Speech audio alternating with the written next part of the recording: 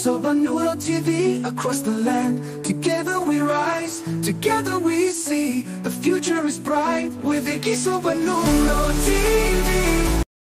Reka tubasuze mwese mwahisemo gukurikira ibiganiro byacu ku Gisobanuro TV ndetse namwe mwese mukunda mama urwa Gasabo TV nka imwe mu mateleviziyo nge mfata nk'icyitegererezo hano mu gihugu cy'u Rwanda, ndetse n'umuntu wese wumva ururimi rw'ikinyarwanda akaba nyumva uyu munsi yambo amahoro n'imigisha nabe kuri wo. Uyu munsi tujye kugezaho amakuru agezweho cyane y'ibibera hano mu gihugu cy'u Rwanda ndetse n'ibibera hariya mu gihugu cya Repubulika Iharanira Demokarasi ya Kongo.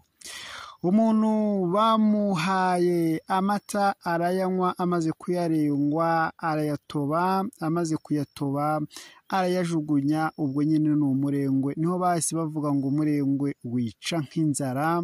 Uwo n'ufite ikigo cy'imideli Motion akaba yararenzwe iby'igihugu cyamuhaye, ahitamo gutuka Perezida wa Repubulika Paul Kagame. Nyamara ibi ntabwo byari bikwiye bitewe n'aho yamukuye n'aho yamugejeje, cyane ko yamwurije indege agenda igihe kinini, agenda ahantu wowe utakwizera ko yageze, ariko hanyuma umurengwe umwica nk'inzara. Birangira atuse Perezida Paul Kagame akoresheje imbuga ze nkoranyambaga. Nyamara ni mu gihe n'ubundi izo mbuga nkoranyambaga arizo yatangiye amushimira anyujijeho ubutumwa bwe. Abantu benshi rero ntabwo babaje kwishimira icyo gikorwa. Abantu benshi rwose bavuze ibintu bikomeye nabo bakoresheje imbuga nkoranyambaga.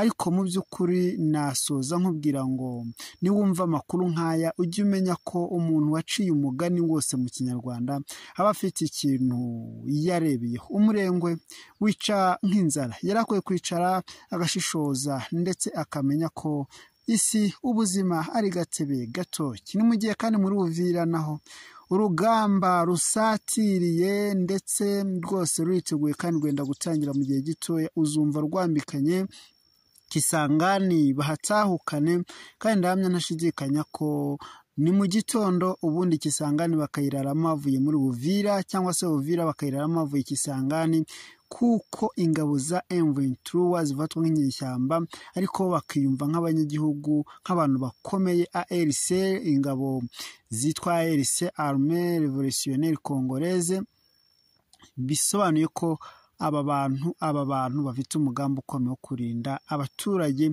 bo muri Repubulika Iharanira Demokarasi ya Kongo, cyane bavuga ururimi rw'ikinyarwanda ndetse n'igiswahili, dore ko abo bantu bagumije kuba barenganyirizwa hariya muri Kongo. Igoma naho mu gihe Wazalendo FDLR nabo ntago bumva ko bafashijwe, uwo mujyi ukiri mu maboko ya M23 baraguma gutera udutero shuma twa hato na hato, ariko nyamara nabo ntago bagwamo, kuko abantu uwinjiyemo ntasohokamo.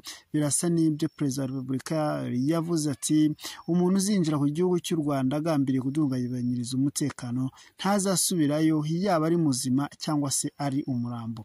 Niyo tekinike rero iri gukoreshwa hariya Igoma, aho umuntu wese ubasha kwinjiramo ashaka guhungabanya umutekano, gusohokamo byo ni hatari cyane. Uzabirebera ibyabaye ku kibuga cya Kavumu hepfo muri Bukavu, nibwo uzamenya ko ibintu M23 nayo ibifitemo rwose uburambe ndetse n'ubuhamya bukomeye. Ni mu gihe kandi ku rubuga rwe rwa Twitter Colonel Nanga akomeje guha yambu abahungu be n'abakobwa ayoboye ku rugamba, aho ahagarariye umuryango AFC M23, dore ko hajemo no kwinjiramo undi n'umutwe wa Twirwaneho. Abantu yagumije kubaha yambo. Ni mu gihe M23 yarigeze mu mujyi wa Bukavu yerekeza Uvira, yabaje gukubita agafoto ke kuri Twitter rwose abashimira cyane. Ndabakunda kandi ndabazirikana. Niba wumva unyuzwe n'ibyo dukora, ushaka uduha inkunga kandi subscribe, ubundi zo tubana mu biganiro byinshi bitandukanye. Icyo ni ikintu kiba gigomba kuduha akanyabugabo ndetse bikatwerekana ko dufite abadukunda.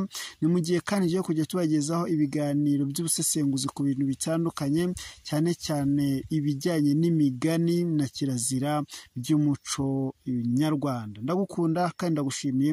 Iyi ni Igisobanuro TV. Ngendi Boni Fresh cyangwa se Niyonsaba Emmanuel. Boni